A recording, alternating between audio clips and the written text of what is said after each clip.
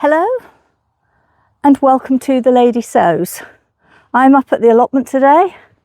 I haven't been up here for a while. I wanted to see what damage there's been after Storm Claudia. Actually, it's not looking too bad because everything was nailed down that needed to be nailed down because it is windy here. The hedge has almost lost all its leaves now. Anyway, I'll turn you around so you can have a quick look. So the field beans, if you're here, seen my previous video on my allotment, this is the field beans. Some of them are in flower, as you can see. Well, they're not. Most of these probably won't survive the winter. And I'm not, to be honest, I'm not worried about it. They're just in as a green manure, along with the myriad of weeds. I planted some more over there. They're much smaller, but anyway, so they might survive. The sprouting broccoli has taken a bit of a bashing with the wind, so I think I might have to put some stakes into them. Normally I don't bother. The wind must have come from a different direction because of the way these are bending over. The wind normally comes the opposite way to that. So the wind must have come from the south. I can't remember which way this storm came in now, but the angle of those plants tells me the wind came roughly southwards. Now this bed here, which I thought was cauliflower, I did know I had planted some Romanesque. I am absolutely delighted to see these, look. So I'm going to pick one of these for my tea. I've got a few here. I think that one must be a cauliflower in there, but there's a big one there. I think it'll probably be that one. Now this I'm going to cover. Romanesque don't like frost. They'll cope with a light frost, but I am going to cover this. My main job today is these cauliflowers here. I want to take some of the old leaves off, raise the hoops up, and I'm going to cover that with thermocrop as well. Under this fleece, I planted some broad beans. I'm taking the fleece off. I only put the fleece on to just let them get established because I don't want them getting too big. That one over there is a bit on the big side. This really is the sort of size you want them to be. They will survive the winter. They're very hardy indeed. So I shall take that fleece off and put it over the winter lettuces that I've got here. Smothered in weeds. I've got some spinach in here. Spinach is pretty hardy. And this is claytona, which looks like it's going to seed, either that or it's got weed growing through it. Probably going to seed. And these are a sort of winter mustard here. Frizzy, I think, but they also a winter lettuce, but whether they're going to survive or not, I mean, I'm not really worried. It's just roots in the ground. And these endive or radicchios, these are, I love these. My husband's not too keen, but I love these, and they braise really well, so you don't have to necessarily eat them as a salad. I don't eat a lot of salad at this time of the year. I'm more into your stodgy food like stews, that sort of thing. But what I was delighted to see, I've got some of my garlic has started to come up. Now this was the garlic that I bought from the garden centre because I didn't think I had enough. I was a bit disappointed with my own saved seed this year. The cloves were a bit on the small side. I put that down to the very wet year we had the year before. But anyway, so this is that variety, which, as you can see, I sowed on the 11th of October.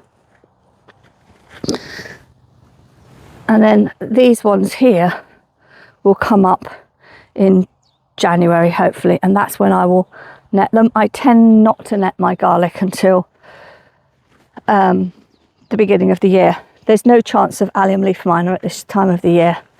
They'll start appearing probably about the end of February.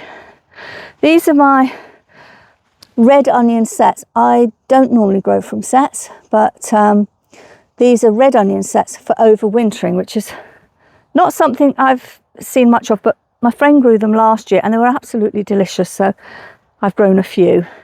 And then I've got the fruit cage here, and this with black currants, red currants, gooseberries, blueberries, and this I will prune over the winter months.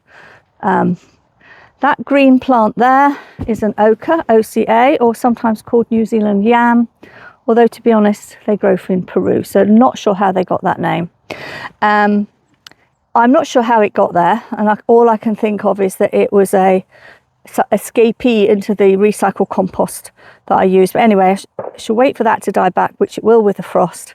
Leave it 2 weeks, and then I'll dig it up and we'll see what I've got. So I've got my leeks over here. These are winter leeks. The kales have also been blown over by the wind, but I'm not really worried about that. It'll pick its little heads up. The winter leeks have got rust on, a bit of rust on, and that was really caused because the summer was so hot and so lacking in wind, but I had to cover them against the allium leaf miner. So, but when I've looked, I've harvested 2 or 3 of these, and when you peel the rusty leaves off, the leeks underneath are looking nice. Now I was saying that I'm going to cover with thermocrop. This is thermocrop. It's a cross between a netting and a fleece. I use it mainly just to keep the wind off. It doesn't really keep a lot of warmth in, but it does keep the wind off. And as I say, it is windy here. And then over there, I've got